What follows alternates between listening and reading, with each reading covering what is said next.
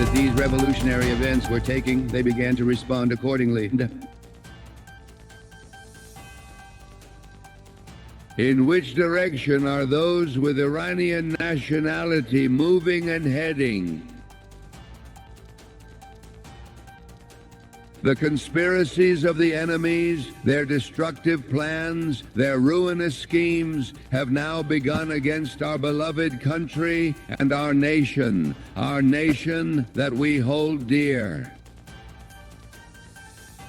I do not know of any revolutionary system anywhere in the world, in the entire history of the past 2 or 3 centuries of revolutions, that has ever been subjected to as many conspiracies, as much enmity, and as many enemy schemes, plots, and machinations as this particular one. Just take a look and see. From the very beginning of the revolution, right from its earliest days, they began to incite various ethnic groups, encouraging divisions and stirring up different ethnicities throughout the country. They even went so far as to arm leftist groups. There were, in fact, leftist groups present in Iran to some extent during that period. These groups were armed within universities and in other locations as well. They integrated them, methodically preparing them to act against the system, all the way to provoking and supporting a ruthless, bloodthirsty wolf like Saddam Hussein. They incited him. They forced him. They encouraged him to attempt to attack our borders. Then there were targeted assassinations. The assassination of Martyr Motahari, the assassination of Martyr Beheshti, the assassination of Martyr Mofatteh, the assassination of Martyr Rajaei, the assassination of the martyrs of the Mihrab prayer niche. And it kept going on like this, up to the assassination of nuclear scientists and the assassination of active revolutionary youth. Look at these. These are, in essence, all a series of plans and schemes that were carried out against the system that was established as a result of the revolution in Iran. Then came the sanctions, comprehensive sanctions. Then there were direct attacks, such as the Tabas raid. The American attack on Tabas, which is remembered for the incident where a sudden sandstorm disrupted the mission, and the attack on the passenger plane, both stand out as significant events. Actions like these, such as shooting down the airplane, these actions against the system that emerged from the Islamic Revolution started from the very beginning of the revolution. Of course, they have continued up to today. The remarkable variety and extraordinary intensity of these intricate schemes and elaborate conspiracies, in terms of their deeply malicious content, in my opinion, and without exaggeration, there is truly no precedent for them in any of the well-known revolutions in the world. Who was carrying out these conspiracies? Sometimes it's terrorist groups that carry out certain actions. But in Iran, it wasn't like that. These conspiracies, these schemes, these acts of malice by the arrogant governments, mainly the United States, and Zionism and by the world's well-known and highly respected intelligence agencies, such as the CIA, which is the Central Intelligence Agency and belongs to America, as well as MI6, which is the Secret Intelligence Service and belongs to Britain, like Mossad, which belongs to the Zionist regime. These conspiracies have been carried out by them.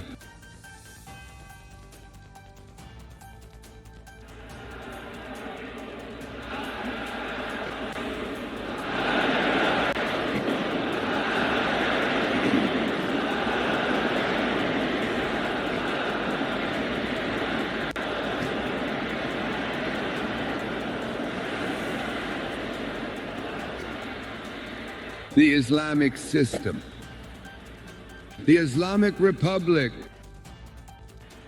withstood all these various conspiracies, schemes, and hostilities from different sources. It endured. It neutralized these conspiracies. Perhaps if we need a website now? You're 30 seconds away. ClickSite's AI is the Israel, as soon as we made the deal, they came out and they dropped a load of bombs, the likes of which I'd never seen before. The biggest load that we've seen. I'm not happy with Israel.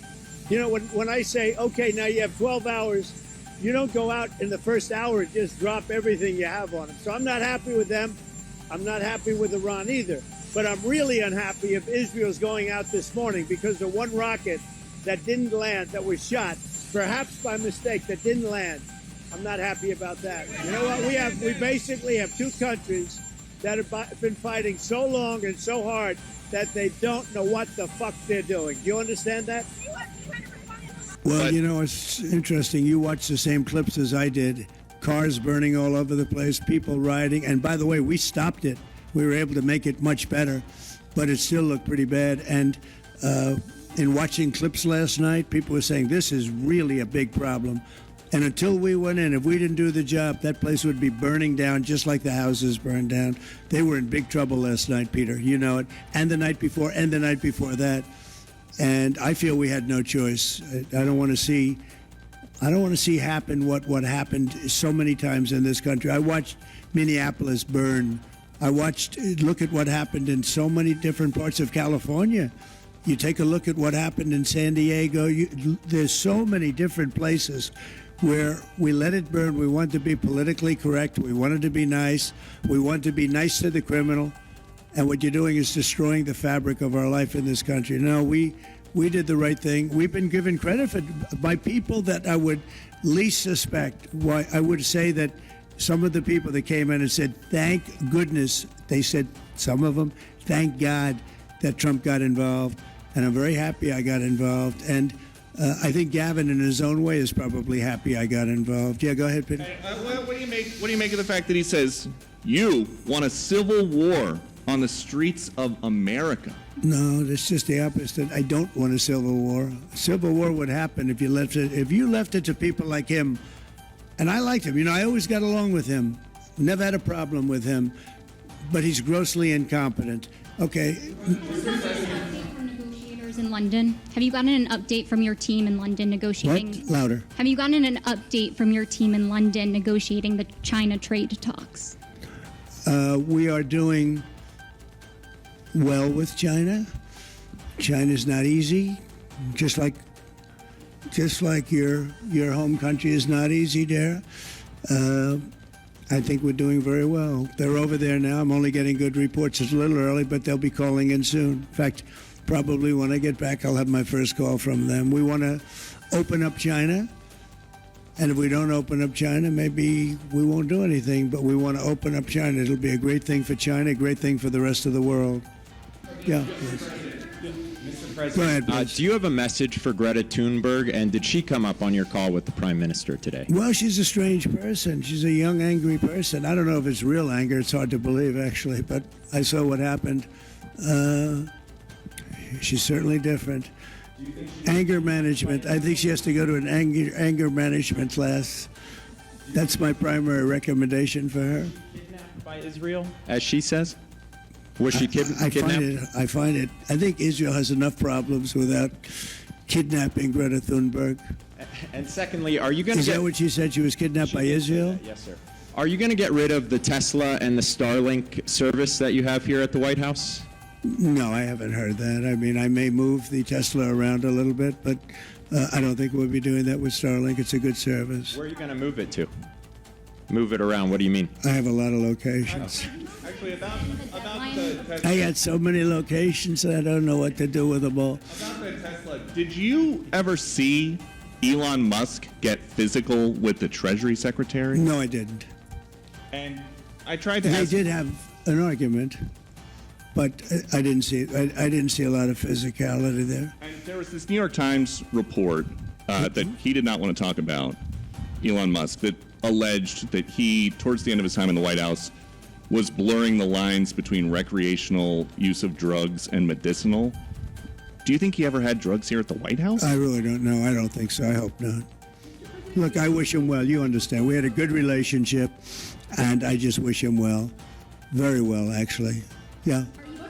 About aid in Gaza, you mentioned now the flotilla. Do you have a response at all about Israel intercepting this boat? And can you give us an update on what's happening to the entry of aid into Gaza right now? We've had people being shot by Israeli forces who are trying to get aid from the Gaza Humanitarian Foundation. Yes. Gaza right now is in the midst of a massive negotiation between us and Hamas and Israel, and Iran actually is involved.